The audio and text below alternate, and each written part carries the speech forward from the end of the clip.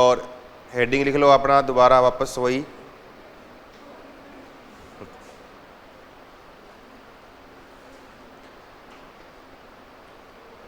इसके बाद अगला लिखो हेडिंग, कार्बनिक यौगिकों का मात्रात्मक विश्लेषण। कार्बनिक यौगिकों का मात्रात्मक विश्लेषण। मात्रात्मक विश्लेषण। और इसके अंदर हमें कार्बनिक यौगिकों में एलिमेंट का परसेंट निकालना है, और परसेंट निकालने के लिए कार्बन का निकालना है, हाइड्रोजन का, सल्फर का, हेलोजन का, फास्फोरस का और नाइट्रोजन का। इनकी परसेंट निकालने का लिखना हमें फॉर्मूला। और अगर आप फॉर्मूला आपको याद है, उसी फॉर्मूले से फिर आपको न्यूमेरिकल भी आप आराम से कर सकते हो। फर्स्ट लिखो पहला हेडिंग, नंबर 1 लिखो, कार्बन व हाइड्रोजन की प्रतिशतता ज्ञात करना।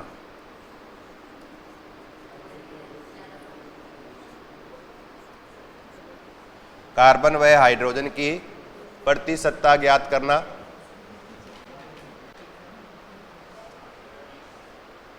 कार्बन व हाइड्रोजन की प्रतिशतता ज्ञात करना।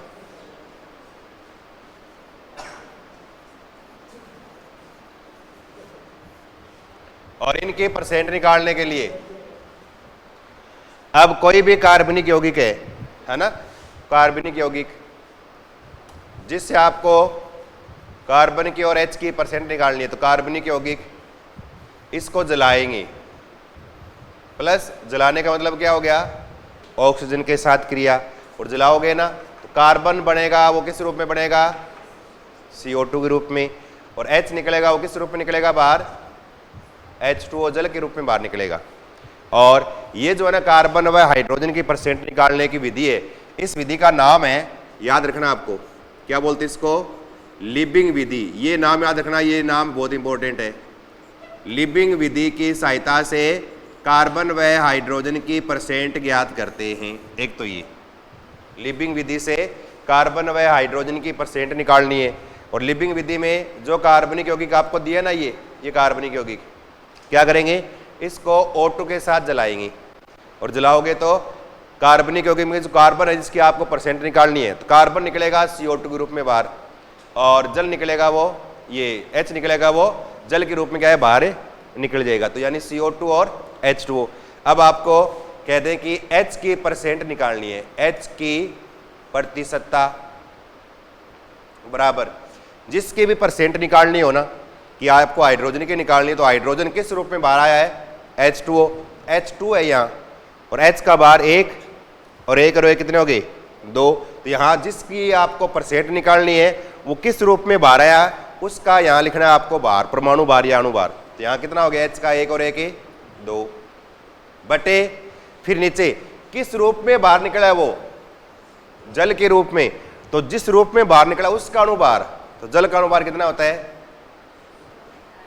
18, O का 16, 2H, 16 और 2 18 इंटू,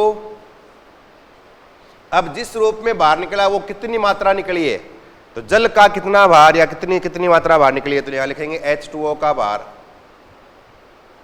H2O की मात्रा या बाहर, जैसे कहते हैं कि 0.001 ग्राम इतना जल निकला, जो भी है, बटे कितना कार्बनिक यौगिक आपने स्टार्ट में काम लिया, ये तो कार्बनिक यौगिक की मात्रा, कार्बनिक यौगिक की मात्रा, यौगिक की मात्रा, और परसेंट निकालनी है तो इंटू क्या हो जाएगा, आगे गुना 100। तो ये फॉर्मूला आपको काम में लेना है, किसके लिए, हाइड्रोजन की परसेंट निकालने का ये फॉर्मूला है। और अगर हमें कार्बन की परसेंट निकालनी हो तो बताओ क्या लिखोगे, ऐसे, कार्बन की प्रतिशत मात्रा बराबर, अब कार्बन किस रूप में बाहर निकला है, CO2, CO2 में C है, और C का परमाणु भार कितना होता है, 12, क्या लिख देंगे 12, बटे जिस रूप में बाहर निकला है उस यौगिक का अणु भार, जैसे यहाँ H2 के रूप में बाहर निकला था, H2O का अणु भार 18, यहाँ निकला है CO2 के रूप में कार्बन, तो CO2 का अणु भार कितना होता है, 44, तो 44 जोड़ लो बाहर, कार्बन का 12, O का 16 और 16 32, 32 और 12 44 यानी 44, तो 44 इंटू, अब CO2 कितनी बाहर निकली, ये देखा जल की मात्रा यहां क्या आ जाएगा, CO2 की मात्रा, CO2 की मात्रा बट्टे नीचे फिर कितना कार्बनिक यौगिक काम में लिया, तो कार्बनिक यौगिक की मात्रा, कार्बनिक यौगिक की मात्रा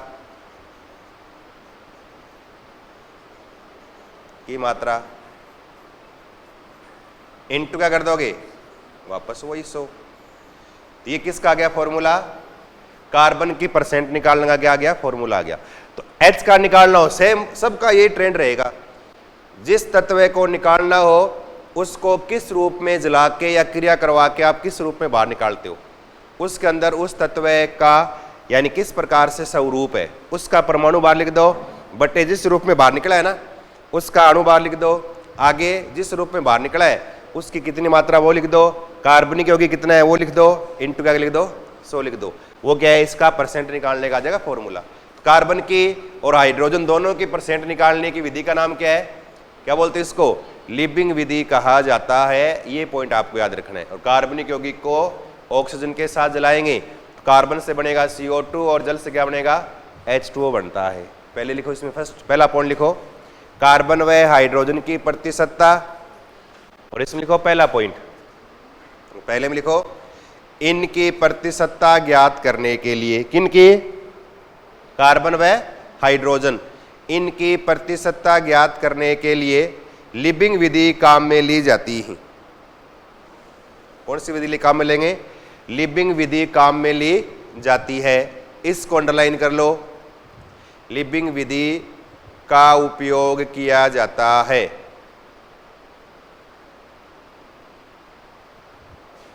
तो लिबिंग विधि काम में लेंगे, ये पॉइंट आपको याद रखना है। फिर अगला पॉइंट लिखो, हाइड्रोकार्बन को जलाने पर, हाइड्रोकार्बन को जलाने पर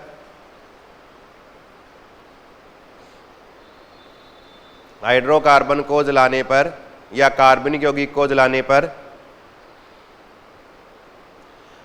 लिखना कार्बन CO2 के रूप में, लिखना ये कार्बन CO2 के रूप में व हाइड्रोजन जल के रूप में बाहर निकलता है, वह हाइड्रोजन जल के रूप में बाहर निकलता है, हाइड्रोजन जल के रूप में बाहर निकलता है, जल के रूप में बाहर निकलता है। फिर लिखो ये रिएक्शन लिख लो, कार्बनिक यौगिक प्लस O2 क्रिया करवाई तो CO2 बनेगा और H2O बनेगा। कार्बनिक यौगिक की अभिक्रिया किससे करवाई, O2 के साथ, तो क्या बनेगा CO2 बनेगा और H2O बनेगा। कार्बन डाइऑक्साइड और जल का निर्माण। फिर लिखो नीचे फॉर्मूला लिखो दोनों, हाइड्रोजन की प्रतिशतता,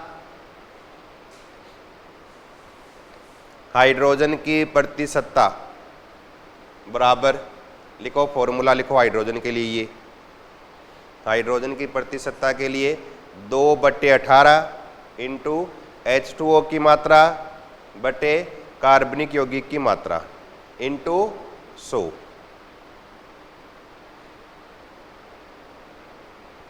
कार्बनिक यौगिक की मात्रा इंटू 100।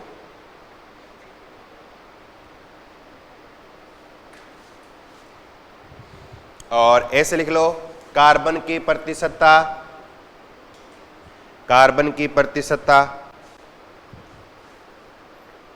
तो क्या लिखोगे इसमें 12/44 इंटू CO2 का भार या मात्रा बटे कार्बनिक यौगिक की भार या मात्रा इंटू 100। ये कार्बन का परसेंट आ जाएगा।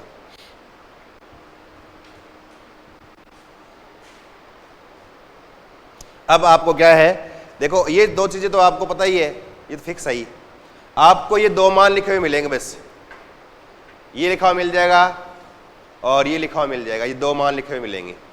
रख के आपसे H की परसेंट पूछ लेंगे, या फिर आपसे CO2 की मात्रा लिख देंगे, कार्बनिक यौगिक का बाहर लिख देंगे, आपसे कार्बन की परसेंट पूछ लेंगे। नीचे एक प्रश्न लिखो, उतार लिया ना ये, तो आगे चले। इसके बाद देखो एक क्वेश्चन लिखो आगे, और क्वेश्चन में लिखो, और इसमें लिखना कार्बनिक यौगिक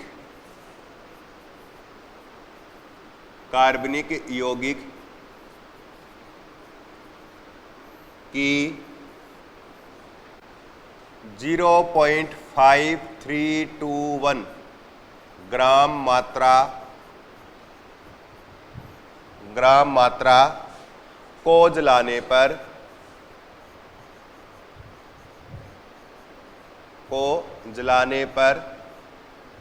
ग्राम मात्रा को जलाने पर CO2 व H2O की मात्राएं क्रमशः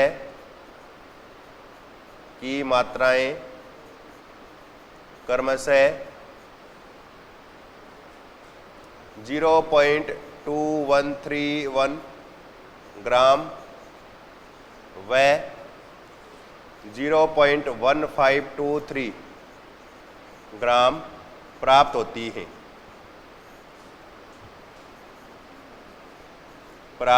है, तो कार्बन व हाइड्रोजन की प्रतिशत मात्रा ज्ञात कीजिए।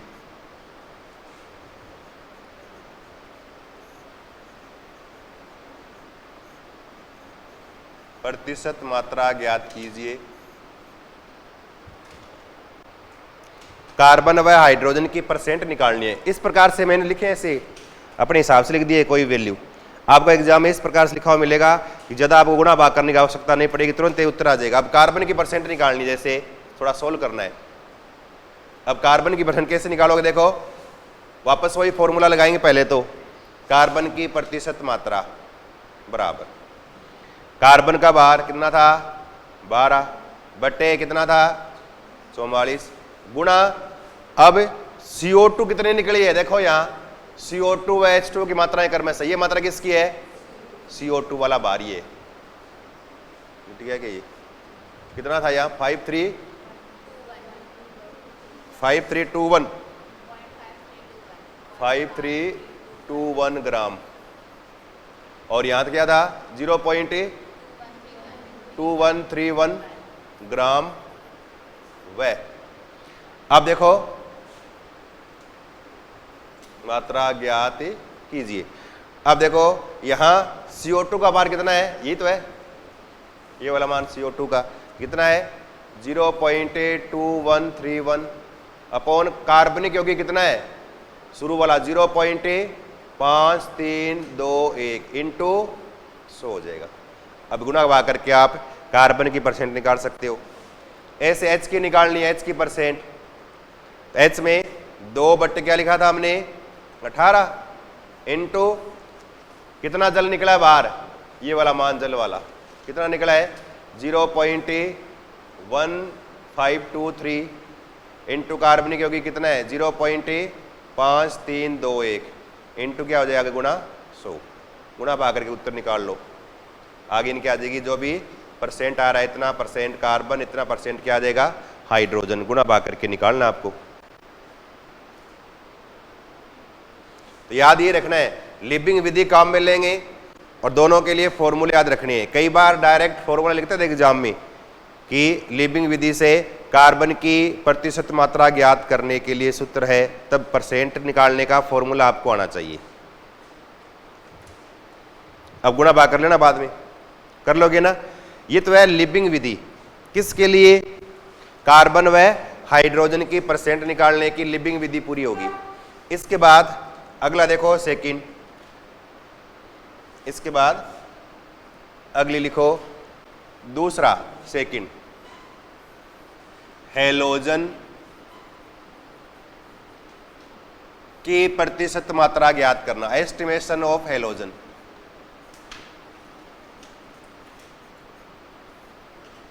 हेलोजन की प्रतिशत मात्रा ज्ञात करना, हेलोजन की प्रतिशत मात्रा ज्ञात करना, हेलोजन की प्रतिशत मात्रा ज्ञात करना। और इसके लिए विधि काम में लेंगे ना, उस विधि का आपको नाम याद रखना है। विधि कौन सी है? हर एक में आपको मेथड याद रखना है। अधिकतर जनरल एग्जाम में है ना, मेथड का नाम ही आता है, कौन सी विधि काम में लेंगे वही आता है अधिकतर। इसमें विधि का नाम लिखना है कैरियस विधि।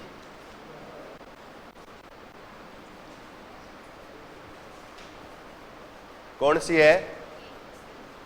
कैरियस विधि काम में लेते हैं, याद रखना है। कैरियस विधि काम में लेंगे। अब देखो इस विधि में है क्या? कैरियस विधि में इस तरह से है ना, एक ट्यूब काम में लेते हैं, है ना। और इस ट्यूब है ना, इस ट्यूब के चारों तरफ जो है ना, इस तरह से एक आयरन जो है ना जैकेट लगा देते हैं। इस तरह से एक आयरन जैकेट लगी है। और कार्बनिक यौगिक जिसको जलाना है ना, जिससे आपको क्या निकालना है? हेलोजन निकालना है, उसको इसके अंदर भर दिया यूं। ये कोई कार्बनिक यौगिक है। क्या है ये कार्बनिक यौगिक है। अब इसको जलाएंगे और इसके अंदर देखो क्या क्या चीजें हैं, वो थोड़ा सा याद रखना है। चीजों में देखो, ये तो है कार्बनिक यौगिक। क्या है? यह है कार्बनिक यौगिक। कार्बनिक यौगिक एक तो ये, इस कार्बनिक यौगिक के साथ में क्या है? AgNO3। साथ में क्या है? सिल्वर नाइट्रेट काम में ली जाती है। साथ में फ्यूमेटेड या फ्यूमिंग सिल्वर नाइट्रेट बोलते हैं, सधूम नाइट्रिक एसिड। हिंदी में क्या बोलते हैं इसे? सधूम नाइट्रिक एसिड। धूमधाम के साथ मतलब गैस निकलती रही इसमें से, NO2 गैस निकलता हुआ, सधूम नाइट्रिक एसिड, गाढ़ा नाइट्रिक एसिड, ये काम में लेना है। और ये क्या है? ये आयरन जैकेट है, जहां से इसको गर्म कर रही है। ये आयरन जैकेट है, आयरन जैकेट। और ये जो है ना ट्यूब, इसको बोलते हैं कैरियस ट्यूब या कैरियस नली, यानी कैरियस ट्यूब। क्योंकि इसी के नाम से इस विधि का नाम क्या है? कैरियस विधि है। तो कैरियस ट्यूब है ये, इस तरह से। अब इसको जलाएंगे। जलाने के बाद इसमें कौन कौन सी क्रियाएं होंगी वो देखना है। और हमें इस कैरियस विधि से किस तरह से कौन सा फॉर्मूला लगाएंगे, लगा के हमें उत्तर निकालना, वो देखना है। पहले जल्दी से बनाओ एक बार। पहला पॉइंट लिखो, विधि का नाम लिखो। हेलोजन की परसेंट निकालने के लिए विधि का नाम क्या है? कैरियस विधि बोलते हैं, कैरियस विधि। और कैरियस विधि में किस तरह से, ये थोड़ा सा लिख लो, चित्र बना लो। कैरियस ट्यूब है, इसको आयरन जैकेट बंद कर रखा है। इस आयरन जैकेट के अंदर इसको गर्म करते हैं और इसके अंदर क्या डाला है हमने? कार्बनिक यौगिक प्लस सिल्वर नाइट्रेट प्लस फ्यूमेटेड है नाइट्रिक एसिड।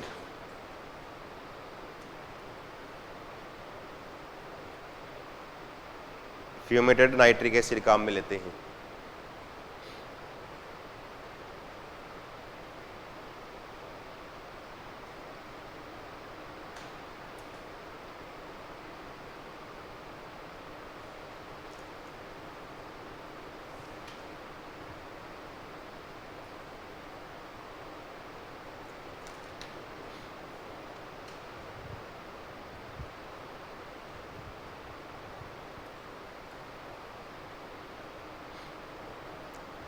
बना लिया?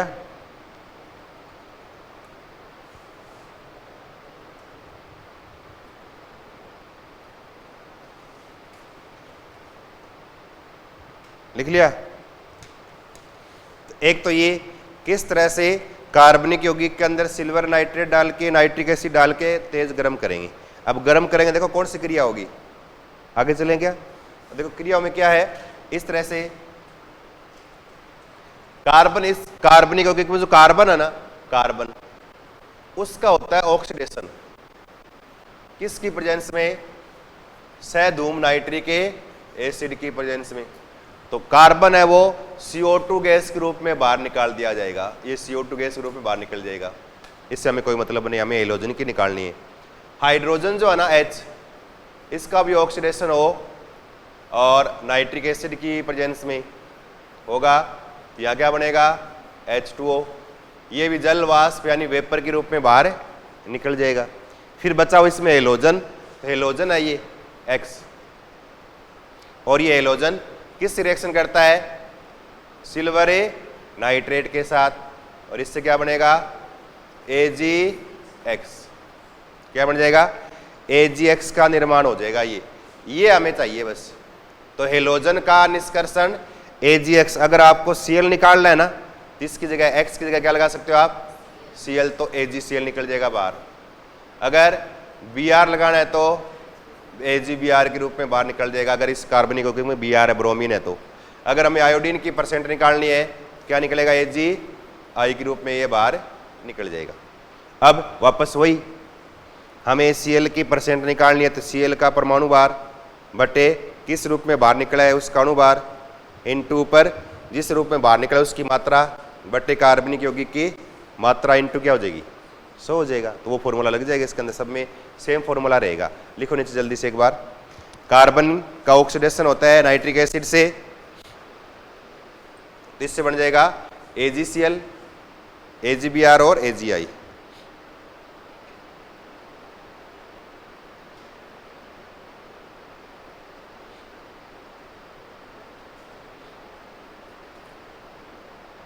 लिख लिया।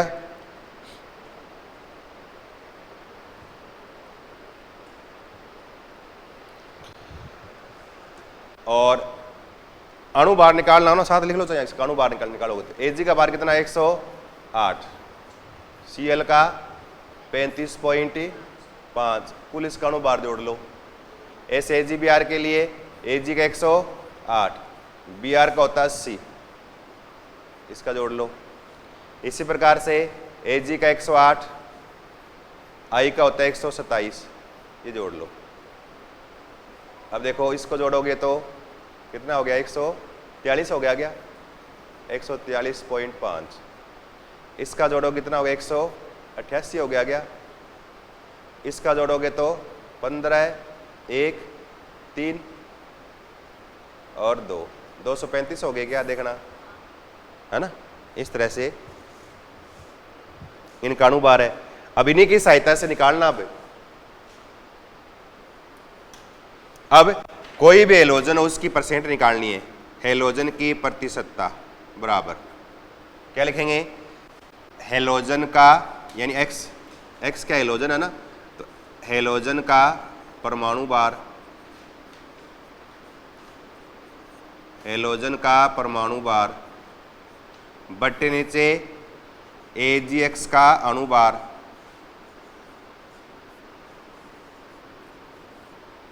AgX का अणु भार इनटू AgX की मात्रा, कितनी मात्रा है वो, बट्टे नीचे कार्बनिक यौगिक की मात्रा। सेम वही चल रहा है, पीछे किया है वही है, कार्बनिक यौगिक की मात्रा इनटू क्या हो जाएगा 100 हो जाएगा। ऐसे इस तरह से तो x की जगह कोई लिख दो आप हेलोजन Cl, Br, I जो भी आपकी मर्जी है। ये इनका क्या है, सामान्य फॉर्मूला है इसका, ये इनका क्या है, जनरल फॉर्मूला है ये वाला। सभी हेलोजन के लिए सूत्र आ गया ये आपको याद रखना है।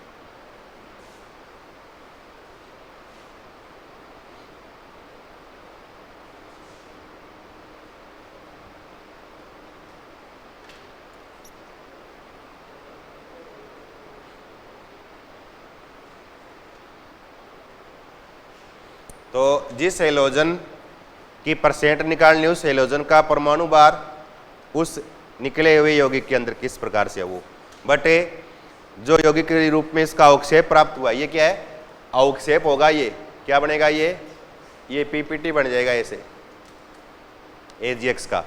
PPT अलग अलग कलर होंगे, AgCl का श्वेत रंग का, AgBr का भूरे रंग का, AgI का लाल भूरे रंग का, अलग अलग बनेगा अवक्षेप। उनको सुखाकर तोल लेंगे, तोलकर AgX की मात्रा आ जाएगी, कितनी ग्राम मात्रा प्राप्त हुई वो शुरू में लिया गया कार्बनिक यौगिक कितना है वो इंटू 100 कर देंगे। अब जैसे कह दें आपसे कि हमें तो Cl की निकालनी है, कह दें कि Cl की परसेंट निकालनी हो, मान लो Cl की प्रतिशत मात्रा। अब बताओ क्या लिखोगे? Cl की परसेंट में क्या लिखेंगे? Cl का परमाणु अणुभार कितना है? परमाणु भार 35.5 बटे AgCl का अणुभार कितना है? क्योंकि Cl निकलेगा AgCl के रूप में कितना?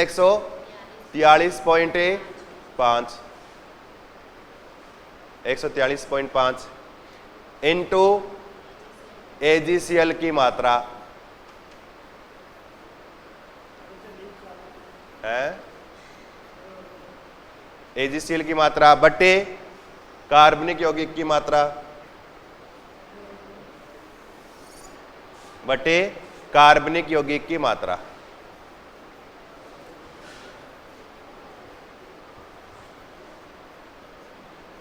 कार्बनिक यौगिक की मात्रा इंटू क्या हो जाएगा? 100 कर देंगे। ये Cl की परसेंट निकालने का गया फॉर्मूला, ये Cl के लिए। ऐसे अगर Br का निकालना हो तो Br की परसेंट बराबर, अब Br का परमाणु भार कितना लिखा है? 80 बट्टे नीचे AgBr का अणुभार 188 इंटू AgBr की मात्रा आ जाएगी यहां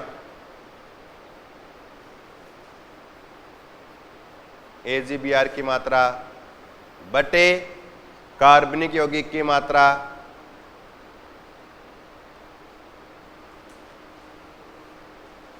कार्बनिक यौगिक की मात्रा इंटू क्या हो जाएगा? 100। ये फॉर्मूला किसका आ गया? Br का परसेंट निकालने का फॉर्मूला आ गया।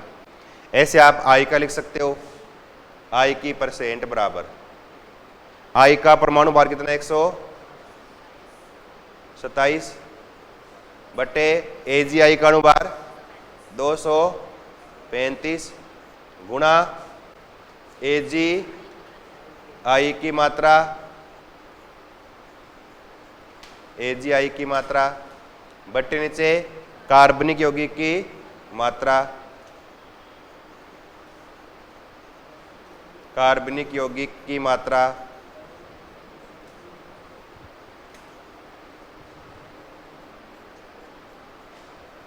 इंटू क्या हो जाएगा? आगे 100 हो जाएगा। तो ये I की परसेंट निकालने का आ गया फॉर्मूला। इस तरह से आप हैलोजन की प्रतिशत मात्रा निकाल सकते हो केरियस विधि से। निकालने का सबका फॉर्मूला है कि चल रहा है, बस जला के किस रूप में बाहर निकलेगा वो याद रखना है बस। फिर जिसकी परसेंट निकालनी है उसका परमाणु भार बटे नीचे जिस रूप में निकल रहा है उसका अणुभार, जिस रूप में निकल रहा है आगे उसका आगे मात्रा बटे लिया गया टोटल कार्बनिक यौगिक की मात्रा इंटू क्या हो जाएगा? 100। सबका यही रहेगा फॉर्मूला। तो ये तो है हैलोजन की परसेंट निकालने का, हो गया इतना। इसके बाद देखो अगला, और अगला लिखो सल्फर की प्रतिशत मात्रा। अगले लिखो सल्फर की प्रतिशत मात्रा। इसके कोई ना कोई दिक्कत है क्या? सल्फर की प्रतिशत मात्रा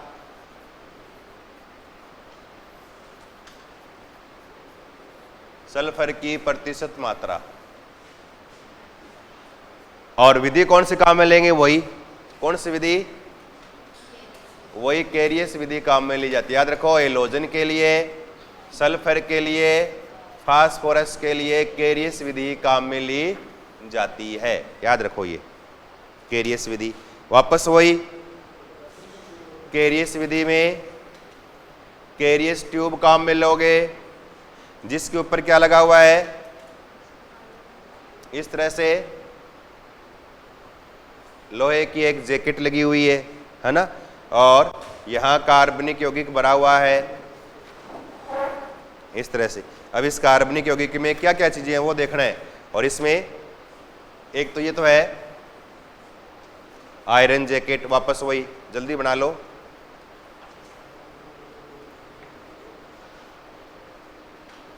पीछे वाली तरह ही डायग्राम सेम वही। ये कैरियस ट्यूब, कैरियस ट्यूब, ये कैरियस ट्यूब है और यहाँ पर ये दिया गया है कार्बनिक यौगिक यानी ऑर्गेनिक कंपाउंड, कार्बनिक यौगिक प्लस डालते हैं यहाँ बेरियम क्लोराइड प्लस H2SO4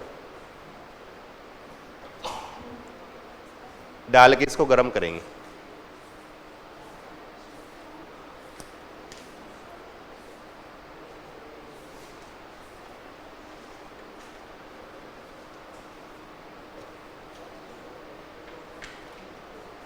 और इस क्रिया में है ना कार्बनिक यौगिक जो है, ये ऑर्गेनिक कंपाउंड है कार्बनिक यौगिक,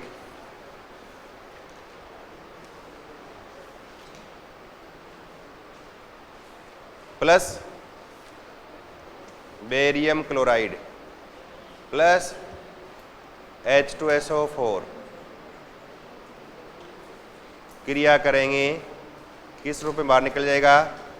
बेरियम सल्फेट के रूप में। सल्फर निकलता है बेरियम सल्फेट के रूप में। अब बेरियम का परमाणु भार कितना है वो देखो,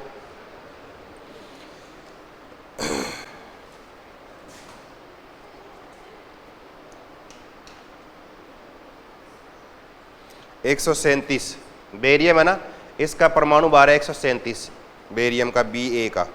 बाकी आप जोड़ लो, अब बाकी कर लोगे आप। वापस वही H2SO4 की प्रेजेंस में कार्बन के ऑक्सीडेशन से CO2 बनेगा, वो निकल जाएगा पीछे वाली की तरह, H निकलेगा H2 के रूप में बाहर निकल जाएगा। सल्फर बचेगा, ये BaSO4 बेरियम सल्फेट का वाइट प्रिसिपिटेट बनता है, ये वाइट PPT, वाइट बना इसका प्रिसिपिटेट, श्वेत अवक्षेप बनता है ये। अब इस श्वेत अवक्षेप को ऊपर से निथार के अलग कर लेंगे, अलग करके इसको सुखाकर इसको तौल लेंगे, तौल कर फिर निकालेंगे सल्फर की प्रतिशत मात्रा। अब कैसे निकालोगे, आगे चलें क्या? इसके बाद देखो, अब BaSO4 के रूप में निकला है बाहर। अब देखो BaSO4 का परमाणु भार देखना है, पहले इसका निकालना अणु भार निकाल के लिखना है। यहां लिखेंगे सल्फर की प्रतिशत मात्रा बराबर, सल्फर का परमाणु भार कितना है?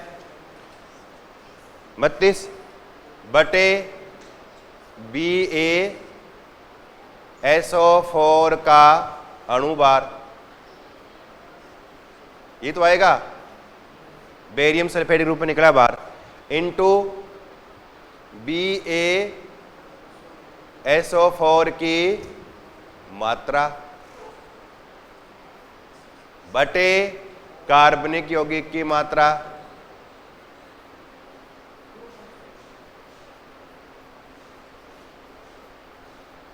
कार्बनिक यौगिक की मात्रा इंटू क्या कर दोगे आप? 100, ये आ जाएगा फॉर्मूला। और BaSO4 का अणु भार देख लो, बता देता हूं आपको। Ba का 137 है, जोड़ लो आप, Ba है ना 137,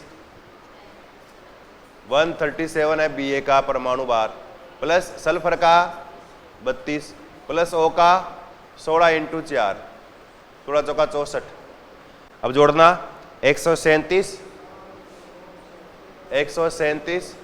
प्लस 32 प्लस 64, इसकी करो कैलकुलेशन, कितनी आ गई? 235 क्या? 237 233 है ना, 233। यहाँ सल्फर की परसेंट निकालनी है ना, सल्फर की प्रतिशत मात्रा बराबर 32 बट्टे क्या आ जाएगा यहाँ? 233 आ गया, इंटू वापस वही BaSO4 की मात्रा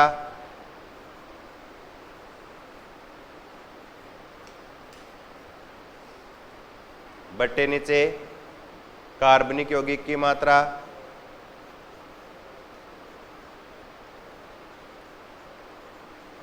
कार्बनिक यौगिक की मात्रा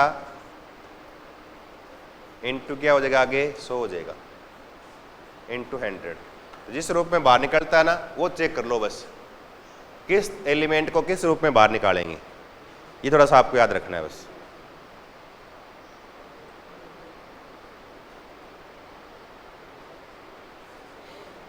तो सल्फर का आ गया, हेलोजन का हो गया, और इसके बाद कार्बन और हाइड्रोजन का हो गया। कार्बन हाइड्रोजन की लिविंग विधि है, सल्फर और हेलोजन के लिए कैरियस विधि है। इसके बाद अगला फास्फोरस। फास्फोरस के लिए भी क्या है, कैरियस विधि काम में ली जाती है। लिख लिया क्या ये?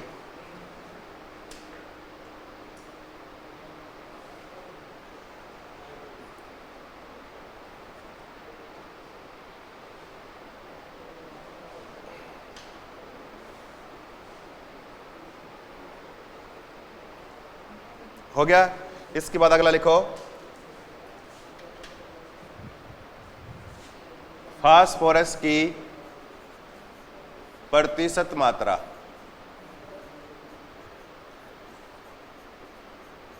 फास्फोरस की प्रतिशत मात्रा, फास्फोरस की प्रतिशत मात्रा। और फास्फोरस में कार्बनिक यौगिक को जलाकर विधि वही काम में लेंगे। कौन सी विधि? कैरियस विधि, कैरियस मेथड काम में लेंगे, कैरियस मेथड या कैरियस विधि।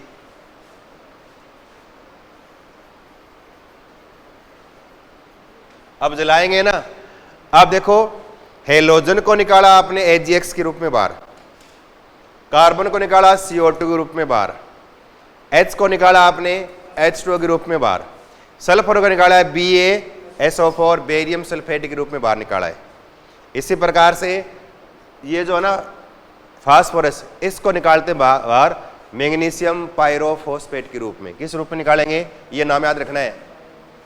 क्या नाम है? मैग्नीशियम पायरोफॉस्फेट के रूप में बाहर निकालेंगे।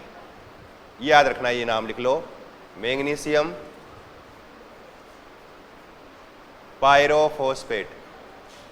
तो एक लाइन लिख लो आप ऐसे कि कार्बनिक यौगिक को जलाकर, कार्बनिक यौगिक को जलाकर फास्फोरस को, कार्बनिक यौगिक को जलाकर फास्फोरस को मैग्नीशियम पायरोफॉस्फेट के रूप में, फास्फोरस को मैग्नीशियम पायरोफॉस्फेट, फॉर्मूला क्या होगा? Mg2P2O7, मैग्नीशियम पायरोफॉस्फेट के रूप में अवक्षेपित किया जाता है, के रूप में अवक्षेपित किया जाता है, मैग्नीशियम पायरोफॉस्फेट के रूप में अवक्षेपित किया जाता है।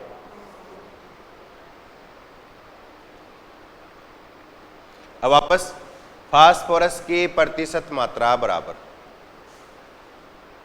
अब बताओ, थोड़ा बताओ क्या होना चाहिए अपने हिसाब से? क्या लिखोगे यहां? जिस भी एलिमेंट की परसेंट निकालनी हो ना, उसका परमाणु बाहर लिखना है। अब देखो, फास्फोरस जिस रूप में निकले ना बाहर, उसका निकालना है परमाणु बाहर। अब यहाँ P2 के रूप में ध्यान रखना, ये किस रूप में है? ये P2 दे रखा है, तो आपको P2 का रखना है। एक फास्फोरस का 31 होता है, दो का कितना होगा? 62। तो यहाँ लिखना है 62, 62 बटे Mg2P2O7 का निकाल लो अनुभार। मैग्नीशियम का 12 दूनी 24, 24 गुणा 2, ये तो है मैग्नीशियम का। मैग्नीशियम का परमाणु क्रमांक 12, परमाणु भार 24, 2 मैग्नीशियम का 24 गुणा 2 कितना हो गया? 48, प्लस फास्फोरस का कितना हो गया? 62, प्लस O का 16 गुणा कितना आ गया? 7। अब जोड़ दो, ये कितना हो गया? 48, कितना हो गया ये? 48 प्लस 62 प्लस 16 सत्ता कितना हो गया? 16 गुणा 7, 112 आ गया, 112। अब जोड़ना, टोटल कितना आ गया? 212 22, इसका अनुभार 222 आ गया। ध्यान रखना आपको 222 इंटू मैग्नीशियम पायरोफॉस्फेट Mg2P2O7 की मात्रा बटे कार्बनिक यौगिक की मात्रा।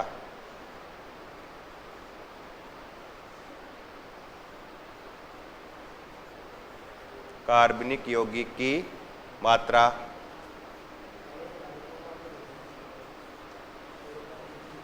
इनटू क्या होगा 100। ये फास्फोरस की परसेंट निकालने का आ गया फॉर्मूला। अब देखो न्यूमेरिकल आ जाए ना तो आपको ये दो मान लिखे हैं ना, मैंने हिंदी में लिख रखे हैं, ये दो मान आपको लिखे मिलेंगे, रख के आपको बाकी बताइए फॉर्मूला। और फॉर्मूला भूल जाओ ना, याद ये रखो बस, कार्बन निकलता है CO2 के रूप में बाहर, H निकलता है H2O के रूप में बाहर, सल्फर निकलेगा BaSO4 के रूप में बाहर, हेलोजन निकलेगा HgX के रूप में बाहर, और ये फास्फोरस निकलेगा मैग्नीशियम पायरोफॉस्फेट के रूप में बाहर। इन सब का आपको अनुभार आना चाहिए बस। तो जिसका निकालना उसका बार बटे अनुभार, कार्बनिक यौगिक का नीचे बार ऊपर, जिसके रूप में निकलता है उसका बार इंटू क्या आ जाएगा आगे 100 आ जाएगा। बस सबका निकालने का फॉर्मूला इन सबका एक ही ट्रेंड है, बस आपको ये पता होना चाहिए किस रूप में बाहर निकलता है वो। तो ये तो है फास्फोरस की प्रतिशत मात्रा निकालना। इसके बाद अगला लिखो नाइट्रोजन की प्रतिशतता। आगे कर दूं, इसको आगे कर दूं क्या? ये अगला लिखो नाइट्रोजन की प्रतिशतता। नाइट्रोजन की प्रतिशतता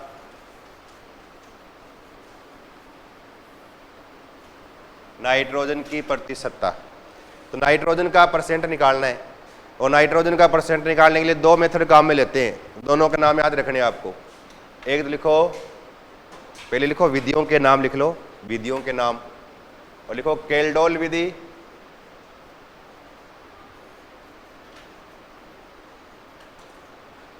और एक लिखो ड्यूमा विधि।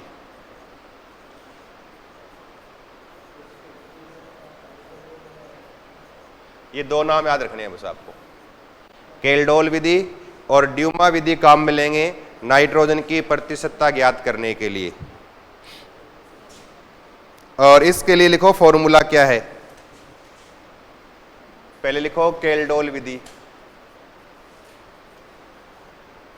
फर्स्ट लिखो पहली केल्डोल विधि, और केल्डोल विधि में फॉर्मूला क्या है वो लिखो नाइट्रोजन की परसेंट बराबर 1.4 गुणा अम्ल की नार्मलता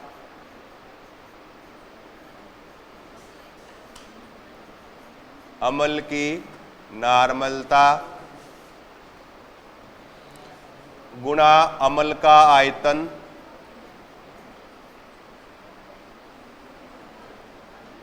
गुणा अम्ल का आयतन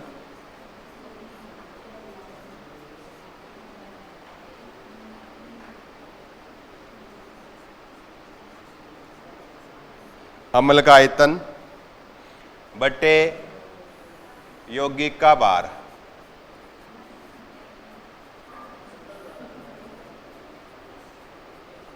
इंटू 100 लिख देंगे ऐसे। ये तो है केल्डोल विधि से नाइट्रोजन की परसेंट निकालने का, और ये एक ड्यूमा विधि से नाइट्रोजन की परसेंट निकाले 28 बटे 22,400 इंटू N2 का NTP पर आयतन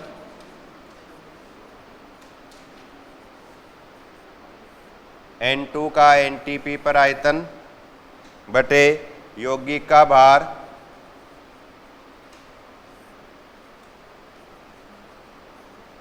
इंटू 100।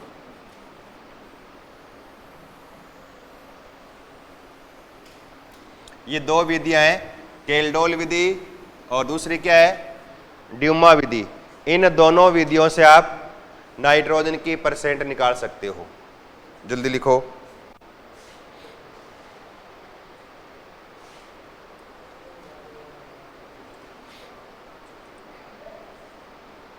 लिख लिया?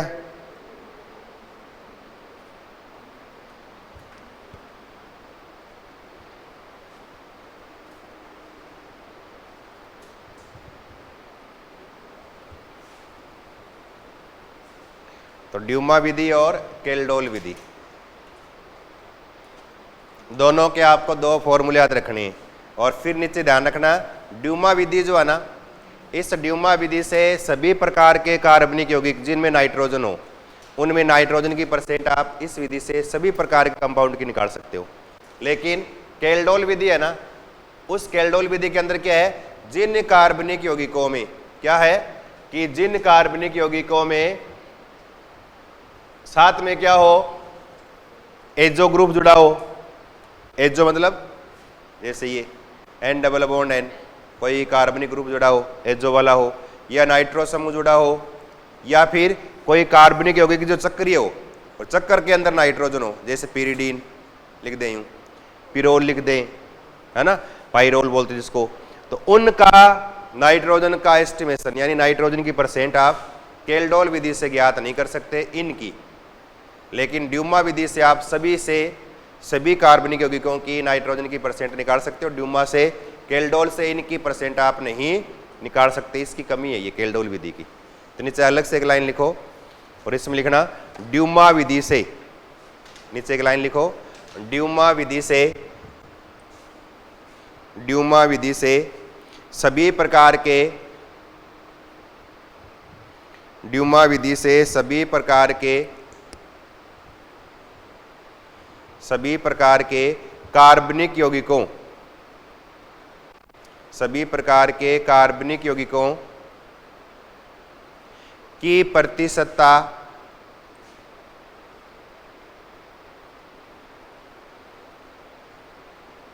ज्ञात की जा सकती है,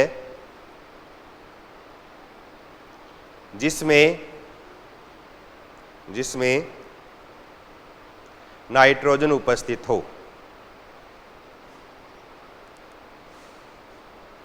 बंद करिए आप।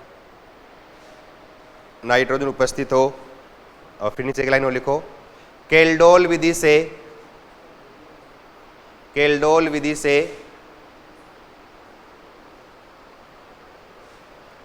उन कार्बनिक यौगिकों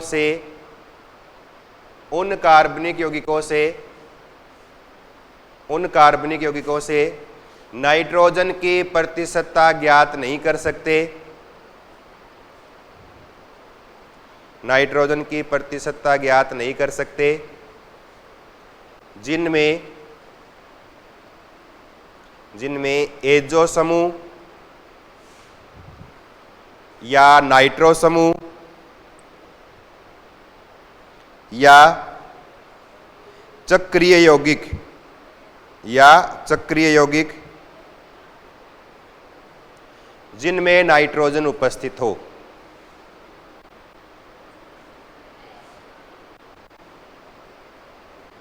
जिनमें नाइट्रोजन उपस्थित हो, जैसे पिरिडीन व पिरोल, जैसे पिरिडीन व पिरोल आदि का आंकलन इस विधि से नहीं हो सकता, आदि का आंकलन इस विधि से नहीं हो सकता।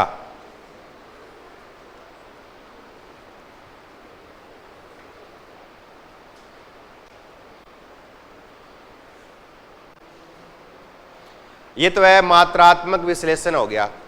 और मात्रात्मक विश्लेषण में परसेंट निकालने के लिए फॉर्मूले दे रखे, ये आपको आने चाहिए, ठीक है ना। ये सारे फॉर्मूले इंपॉर्टेंट है, एग्जाम में डायरेक्ट इसमें से क्वेश्चन आता है। और एक याद रखना है, गुणात्मक विश्लेषण में पीछे लिखाया मैंने आपको कि एलिमेंट टेस्ट करते हैं ना, नाइट्रोजन का टेस्ट करना हो, हेलोजन का एलिमेंट टेस्ट करना हो, तो एलिमेंट टेस्ट करने के लिए बनाते हैं लेसाने विलियन। क्या बनाते हैं? लेसाने विलियन बोलते हैं, बोलते हैं लेसे विलियन। नीचे अलग से लिखना चाहो, लाइन लिख लो और लिखो, तत्वों के परीक्षण के लिए लेसे सॉल्यूशन, तत्वों के परीक्षण के लिए लेसे विलियन बोल दें या लेसाने विलियन बोल दें। तत्वों के परीक्षण के लिए लेसे विलियन या लेसाने विलियन का उपयोग किया जाता है। लेसे विलियन या लेसाने विलियन का उपयोग किया जाता है।